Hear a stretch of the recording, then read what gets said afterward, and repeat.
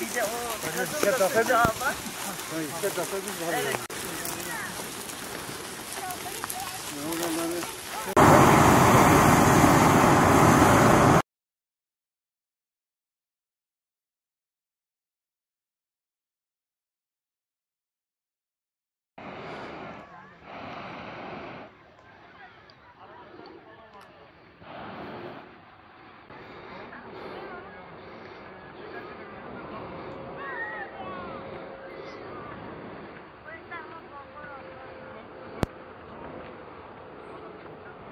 Bayramdan sonra ticari olarak balon uçuşları başlayacak. İnşallah bizim Turizm AŞ'nin de balonu 6 ay sonra birlikte uçuşa geçecek.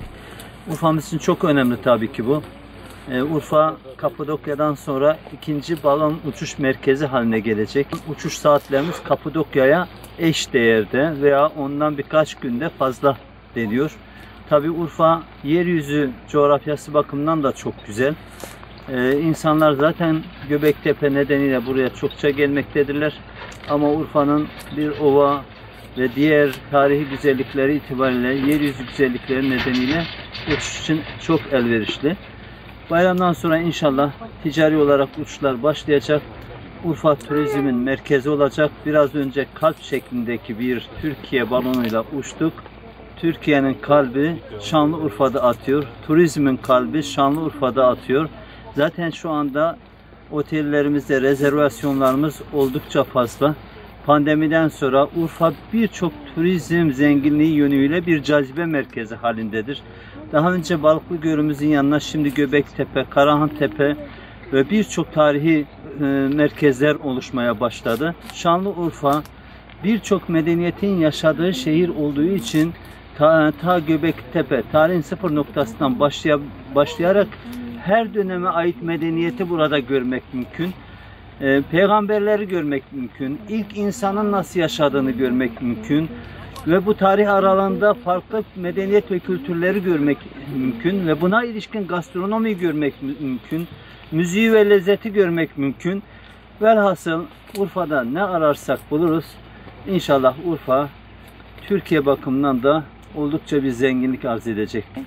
Tarihin ve turizmin başkenti Şanlıurfa'da Göbeklitepe bölgesinde bugün ilk uçuşları yaptık. Göbeklitepe tarihin sıfır noktası. Karahantepe arkasından başladı. Geçtiğimiz hafta sizlerin de bildiği gibi Kültür ve Turizm Bakanımız, Sanayi ve Teknoloji Bakanımızın da katılımıyla burada Mezopotamya'nın lansmanını yaptık. Bugün kalp şeklinde bir balonla uçtuk. Türkiye'nin kalbi Göbeklitepe'de atıyor. Ben yerli ve yabancı bütün turistleri en az 3 gün olmak üzere Urfa'ya bekliyorum. Ben de ilk defa uçuyorum. Bu arada bunu söyleyeyim. Yeryüzüne, gökyüzünden bakmak güzel. Ben Bilge Ezel Havacılığa ve bu organizasyonda özellikle Büyükşehir Belediye'mizin payını unutmamak lazım. Yeryüzünün, tarihin, insanlığın sıfır noktası, nirengi noktası dediğimiz Göbeklitepe'den balon uçuşları Urfa için önemli. Urfa turizmi açısından önemli. Potansiyeli değerlendirme açısından önemli.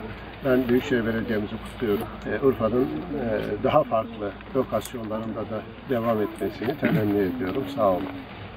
Yıllardır işte bu tarihimizi yürüyerek müşahede ediyorduk, yürüyerek yaşıyorduk. Ve bugün sağ olsun Büyükşehir Belediye Başkanımız Zeynel Abidin Beyazgül'ün girişimleriyle, destekleriyle bugün tarihe semalardan izleme fırsatı bulduk, semalardan şahitlik etme fırsatı bulduk.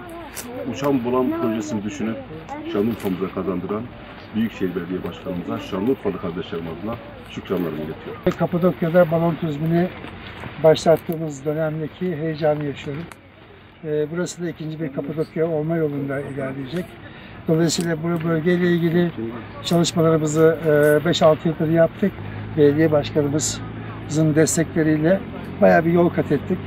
Buradaki çalışmalarımız, ticari uçuşlarımıza Eylül ayında başlamıştık ama pandemi nedeniyle durduk.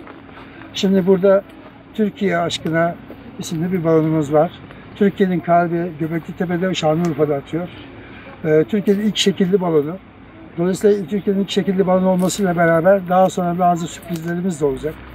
Bununla beraber bölge turizmine, balon turizminin dahil olmasıyla beraber bu sene pandemi nedeniyle ertelediğimiz, gelecek yıl yapacağımız bir balon festivali söz konusu. Balon festivali de ayrı bir turizm çeşitliliğidir.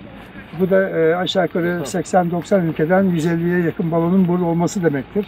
Bu da uluslararası anlamda buranın tanıtılması, Şanlıurfa'nın Göbeklitepe'nin tanıtılması. Dolayısıyla balonlar burada uçtukça yatırımcı da buraya gelecektir. Geceleme sayısı da artacaktır, istihdam da artacaktır. Bayramdan sonra da ilk etapta haftada 3 gün, sonra talep arttıkça, gelişler, turistlerin, tur operatörlerin gelişleri çoğaldıkça burada Kapadokya'daki balonlarımızın bir kısmını buraya çekeceğiz. Buranın yereldeki sponsorlarının desteğiyle de yeni balonların buraya kazanılmasını sağlayacağız.